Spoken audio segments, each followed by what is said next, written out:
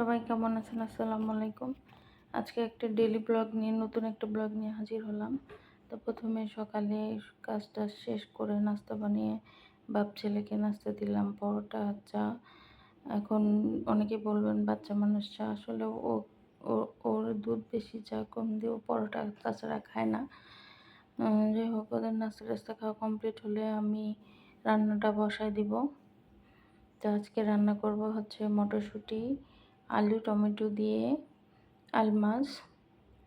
তো প্রথমে আমি এক চুলায় পেঁয়াজ একদম কুচকুচি করে কেটে পরিমাণ মতো নিয়ে তার মধ্যে তেল দিয়ে দিলাম, এবং আরেক চুলায় হচ্ছে মাছটা হলুদ আর লবণ দিয়ে মাখিয়ে নিয়ে ম্যারিনেট করে রাখছি প্রায় 20 মিনিট। তারপরে ওটা ভাজতে দিলাম।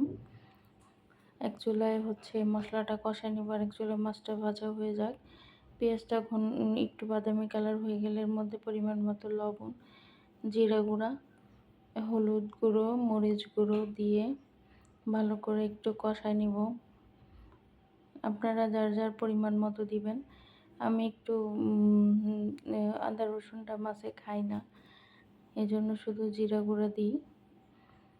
তো এই যে হলুদ মরিচ দেওয়া কমপ্লিট হয়ে গেলে তারপরে হচ্ছে আমি মশলাটা কষায় নিব। আর যেহেতু সিজনও শেষ হয়ে যাচ্ছে, মটরশুঁটিও হচ্ছে আর পাওয়া যাবে না, এই কারণে আমি একবারে বেশি করে মটরশুঁটি নিয়ে সুন্দর করে পরিষ্কার করে ধুয়ে ফ্রোজেন করে রাখি। এবং টমেটো যেহেতু এখন দাম কম, একবারে টমেটোটাও আমি হচ্ছে ফ্রোজেন করে রেখে দিয়েছি, যাতে প্রতিদিন একটা দুইটা করে বের করে হচ্ছে তরকারিতে দেওয়া যায়।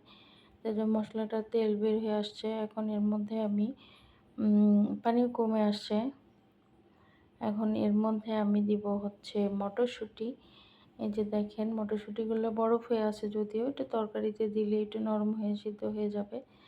আমি সিদ্ধ করে রাখি না, কাঁচাই মটরশুঁটি রেখে দিই। এবং টমেটোটা আমি কেটে রাখি না, এটা আস্তে আস্তে ধুয়ে সুন্দর করে টিস্যু দিয়ে বা কাপড় দিয়ে, নরম কাপড় দিয়ে মুছে তারপরে দুইটা তিনটা করে একটা করে প্যাক করে রেখে দিই। এই যে দেখেন, মটরশুঁটিটা সুন্দরই আসে। আর এই যে টমেটো, পরে আমি কি করি, চাকু দিয়ে কাটা যায় না, আমি হচ্ছে পুঁতা দিয়ে বাড়ি দিয়ে সুন্দর করে ভেঙে নিই। তারপর তরকারিতে দিলে ওটা অবশ্য গলে যায়, এই কারণে আর অত মানে হচ্ছে সাইজ করে কাটা দরকার হয় না। মশলাটা কষানো হয়ে গেল তরকারি সহ, এরপরে এর মধ্যে দিব হচ্ছে আলু, কিউব করে কাটা আলু। আলু দিচ্ছি কারণ হচ্ছে আমার বাচ্চাটাকে ভাত খাওয়ানোর সময় আলুটা হলে ভালো হয়। তারপরে এগুলো একটু পানি ছাড়া কিছুক্ষণ জাল দিয়ে কষায় নিব, যাতে মশলাগুলো তরকারির মধ্যে ভিতরে ঢুকে। কষানো হয়ে গেলে কষানো হচ্ছে ঢাকনা দিয়ে ঢেকে 5 মিনিট কষায় নিব। কষানো হয়ে গেলে আমি এর মধ্যে ঝোলের পরিমাণ পানি দিব, এবং মাছগুলো ভাজা হয়ে গেছে, মাছগুলোও দিয়ে দিব। দিয়ে হচ্ছে ধনিয়া পাতা দিব। আমি ধনিয়া পাতাও ফ্রোজেন করে রাখি। এই যে পানি দিলাম পরিমাণ মতো, এর মধ্যে মাছ দিয়ে দিব। এখন মাছ দিয়ে ধনিয়া পাতা দিয়ে দিব। একটু পানি বেশি দিতে হবে, কারণ মটরশুঁটি যেহেতু ফ্রোজেন করা ছিল, সিদ্ধ হতে একটু টাইম লাগবে। আলুটাও আছে। এই যে মাছটা ভেজে নিছি, কারণ বেশ কিছুদিন হলো ফ্রিজে ছিল, এই কারণে ভেজে নিছি। তাছাড়া আমি কাঁচা মাছই দিয়ে দিতাম, টাটকা মাছ হলে কাঁচা মাছই দিয়ে আমি ভাজি না।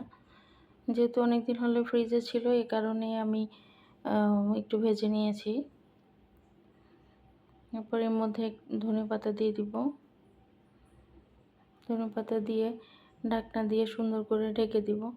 রান্নাটাও হতে থাকে, ফাঁকে ভাতটা উঠাই দিছি। ভাতটাও হয়ে হচ্ছে, জাল আসলেই, যেহেতু নাজিসের জাল সেহেতু সময় বেশি লাগে না, জাল আসলে ঠিকা দিয়ে দিব।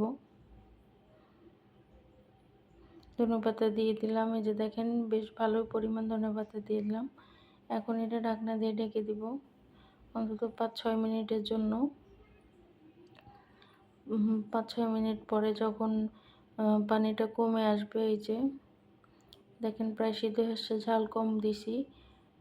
এখন হচ্ছে একটা টেকনিক, আলুগুলো একটু আধা ভাঙা করে দিলে তরকারির গ্রেভিটা সুন্দর হয় এবং তরকারির টেস্টটাও বাড়ে। আমি হচ্ছে ডাল ঘুটনি দিয়ে আলুগুলো একটু ঘেঁটে দিলাম, যাতে হচ্ছে তরকারিটার ঝোলটা একদম সুন্দর মতো ঘন হয় এবং খেতেও টেস্ট হয়।